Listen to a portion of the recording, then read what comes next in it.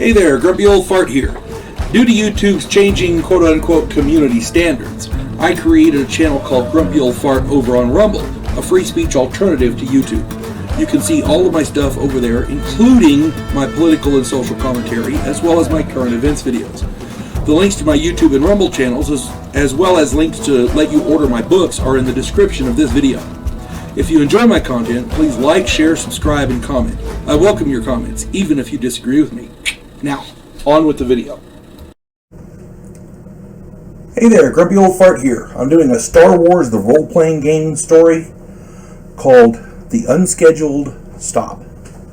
Now, years ago I was running a Star Wars game back in, I want to say it was 1998. I had 4 players. Elliot was running a smuggler, Ben was running a bounty hunter, Jody was running a mercenary, and Greg was running a combat droid. There were no Jedi in the group because they wanted to be able to do missions without a Jedi telling them what they can and cannot do. And I can understand that. A lot of people think Star Wars is about space wizards. Not necessarily. There are other characters in the stories, and there are other people, other character classes in the game, and other occupations, as it were. And it's not all about the space wizards. You can have fun without them. I'm just saying. This game took place during the rebellion, so the Empire was still at large. Luke Skywalker and Han Solo and them were running around doing their thing. The group managed to raid an Imperial storehouse and load their cargo ship with high-end, military-grade shield generators, fuel cells, generators, stuff like that. Great for the rebels, right?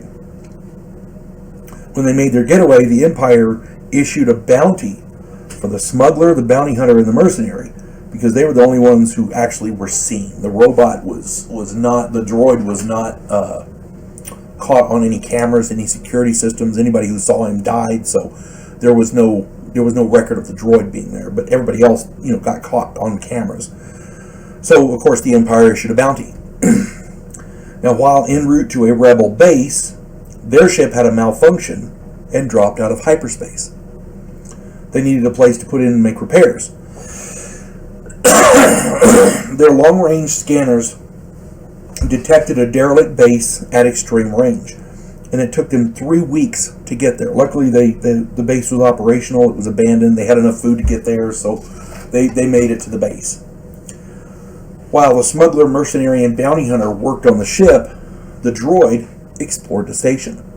He found an Imperial communications array, and he scrolled through the communications, the recent ones, and figured he could find some intel on the Empire. He ended up finding the bounty on his 3 shipmates. And this was the funny part. He looked at me, and I could see the gleam in his eye. This guy,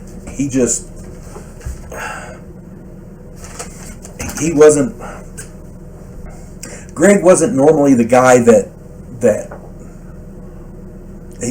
he didn't want to be the star of the show. Normally he was a good team player. He was very group oriented.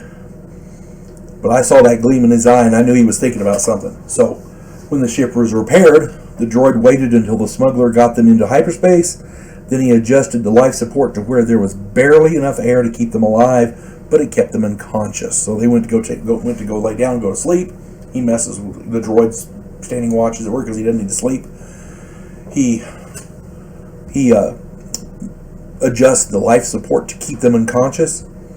Then he pulled the ship out of hyperspace and set course for a backwater world, one only he knew about. Once in hyperspace, he raided the medical stores for sedatives to keep the 3 unconscious. He took their weapons and tied them to their bunks. He dropped the cargo on that remote world and then took his prisoners to an Imperial world for the reward.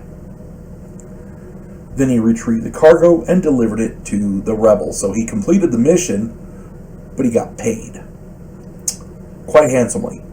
So the rebels weren't after him. The other players were not happy, but they really couldn't do much because he had it pretty well thought out. When one of your group stabs you in the back, it's usually unanticipated, and he usually catches you by surprise. And I've seen that happen lots of times in these games.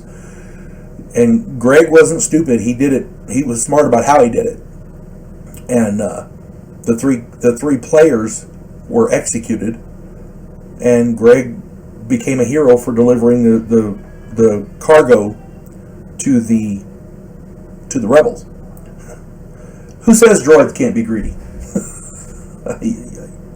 Hope this finds everybody well. You folks have a good day. God bless one and all. Clarissa Lowe, a historian from the future. Delmore Kane, a Civil War veteran turned outlaw. This oddball pairing faces a conspiracy of epic proportions spanning the centuries.